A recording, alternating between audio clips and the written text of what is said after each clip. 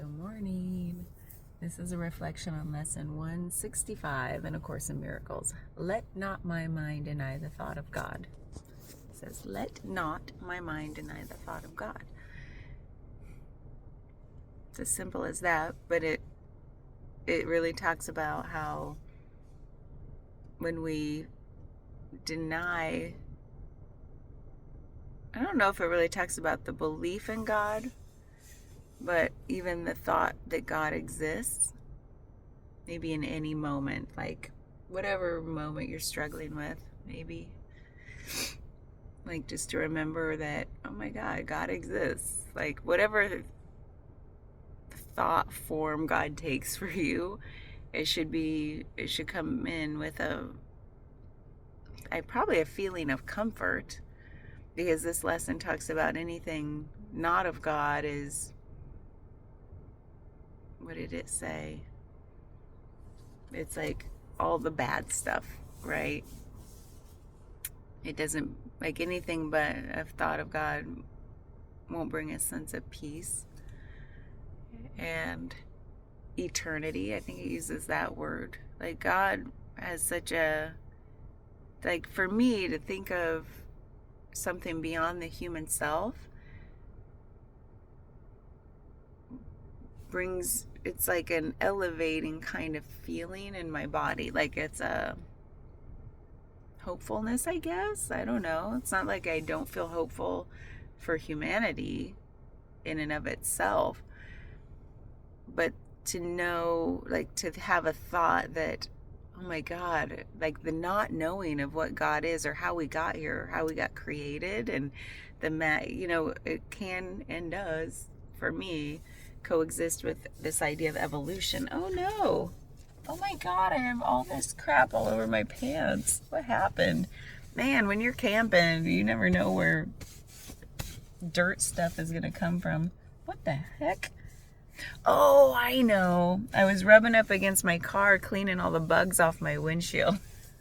And I was like, it's probably all over me.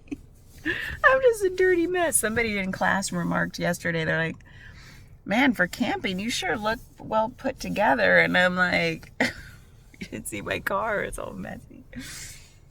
And I'm like, thank God this campground has a shower. Okay, sorry for the distraction. I was like, where's all that schmutz on my pants coming from?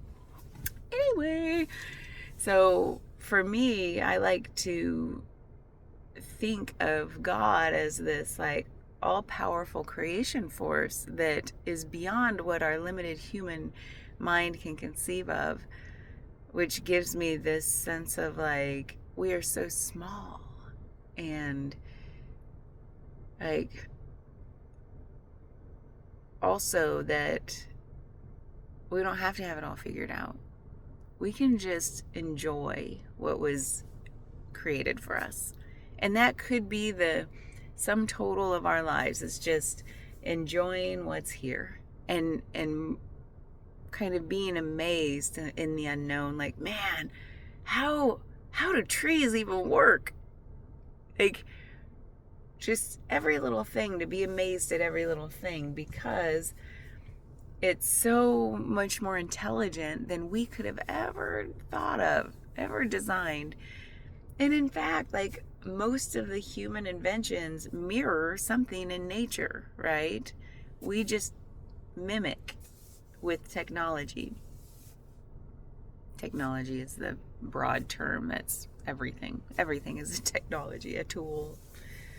So anyway, I think that for me to think of God is to think of just this expansiveness, and just like it's so humbling, which I love, because with the human ego, it knows no bounds. It's just like left to its own whatever. It can make us feel as important and giant as it wants, when in fact it feels so, to me, it feels so much more expansive to feel small. Like I have a bigger space to grow into when I feel small as compared to the possibilities.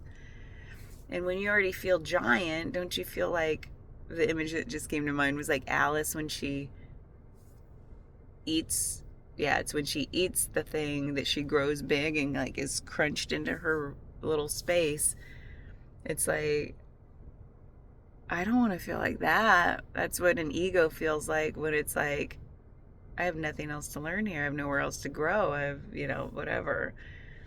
And I think I would rather feel small in a big, expansive space and be like, look at my playground.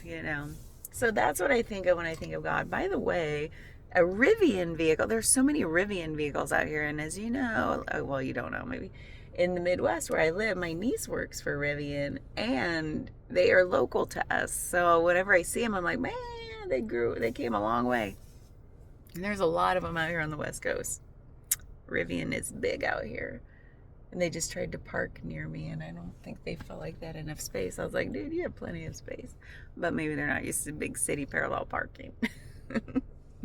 So, anywho, I went on a lot of tangents, but I've always loved that feeling of just the not knowing. It's that beginner's mindset again. Like, I always forget his first name. It's a Zen master, Suzuki, said, in the beginner's mind, there are many possibilities. In the expert's mind, there are few. And that speaks to like the ego thinking it's an expert in everything. There's nothing to grow into. There's nothing to learn. You think you know it all. And to always have a beginner's mindset is to believe that there's always something to explore, something to learn. Like to exist in the unknowing is actually so much wisdom. And so that's where this lesson took me, lesson 165. So thank you for going along on my tangents too. Bye.